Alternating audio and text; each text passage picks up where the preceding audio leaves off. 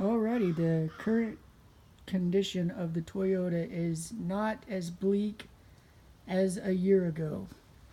Currently, it's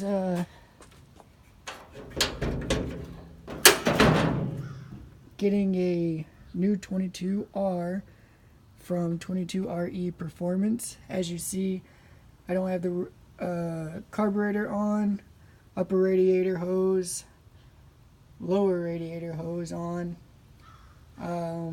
Turns out one of the ports for the cooler or the coolant sensor is stripped out, so I'm not really going to try to tap it. I have someone sending me a whole new, better intake, so kind of waiting on that. Probably do a 2-day quick shipment, pay for the fast shipping.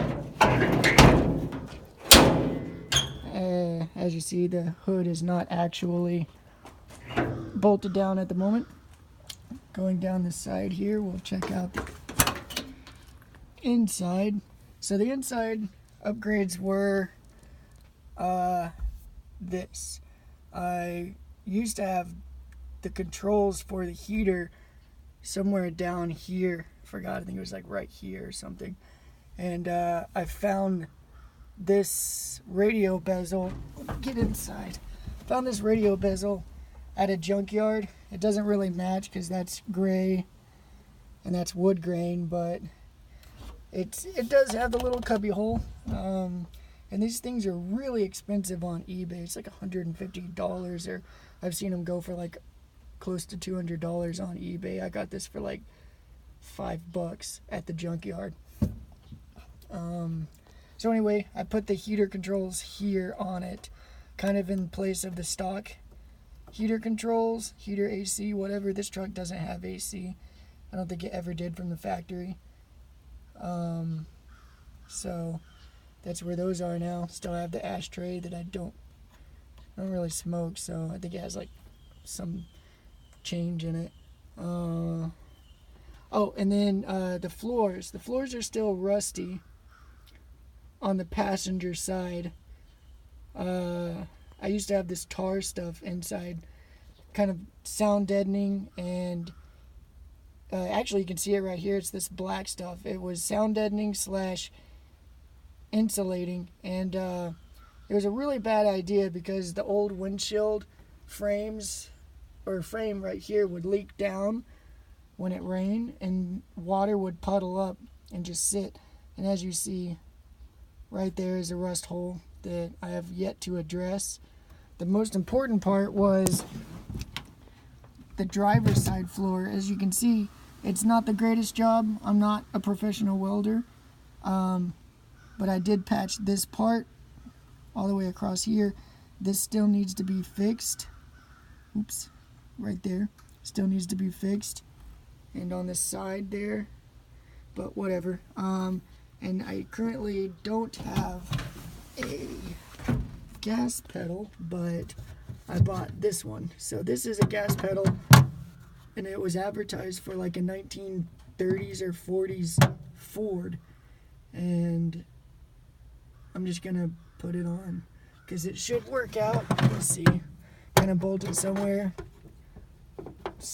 whatever, maybe kind of at a weird angle so that it kind of does that and pushes on the lever connected to the throttle cable, and we'll see how that works. Yeah, and I took that insulation / sound deadening crap off the entire floor, or as much as I could. There's still holes, but it's a hell of a lot better than it was. Even if it looks like crap, it's a floor. So yeah, moving to the back, I still have the gas cans on the back and the camper shell because we're moving soon, so I had to put all that stuff back on. But when you look inside, it's not like the other video where I had the bed all pretty, had a carpet down. That's the old windshield. Here's my water jug from the road trip. a few more stickers. That's my favorite. It actually gets to go on the truck's window. All the rest have to stay in the back. I'm not a big fan of advertising tons of stickers outside, but that brook trout is super awesome, and my wife got it for me, so I'm gonna let it actually be out on the truck. But oh, and then the gray wheels. The last video I made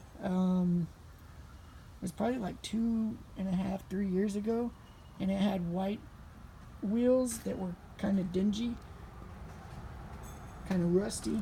So I got under there and put on, or painted these gray. And then as far as suspension, it's got all new leaf springs now, Old Man Emu leaf springs, and the front has Old Man Emu shocks, but the back still has my old I forgot what the Bilstein shocks, and they're actually not long enough for the new rear leaf springs. So I'll probably eventually get some new longer Old Man Emu rear shocks. So this is how the truck currently sits, and wait for an update because it should be running soon.